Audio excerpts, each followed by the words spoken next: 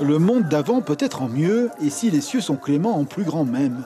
Le terminal de croisière de Papeete est une promesse, le pari d'une économie qui ira irriguant les archipels.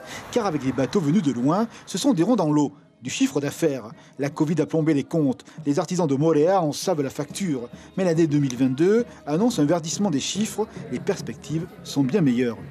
Bon, je trouve que c'est une bonne chose que les bateaux de croisière reviennent cette année, donc ça va faire un bol d'oxygène pour tout le monde pour survivre par rapport à les 2 années précédentes.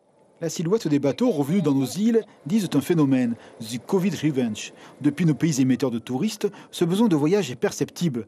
Désir d'évasion, couleur lagon et besoin de rencontres aimantent le marché. À Rayatea, l'arrivée des bateaux redonne de l'énergie à une économie anémiée. Pour tout dire, les chiffres de l'année en cours pourraient dépasser ceux de l'avant-Covid, une bouffée d'oxygène bienvenue.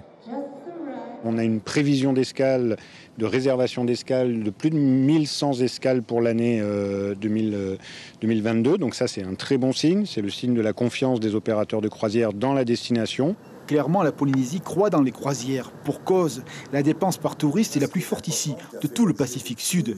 Le pays met 1,750 milliard dans son terminal de croisière à Papeete, la signature d'un pays devenu destination. À ce jour, 20% des touristes sont des croisiéristes avec une vocation à aller d'île en île.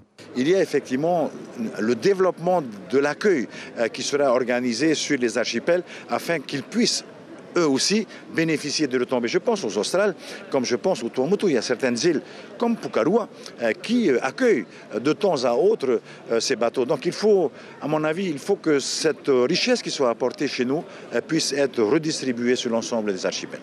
Ainsi, Papeete un point de départ pour une stratégie dynamique, la croisière un outil d'aménagement du territoire, du plus grand au plus petit, dans un horizon qui veut dissiper tous les doutes.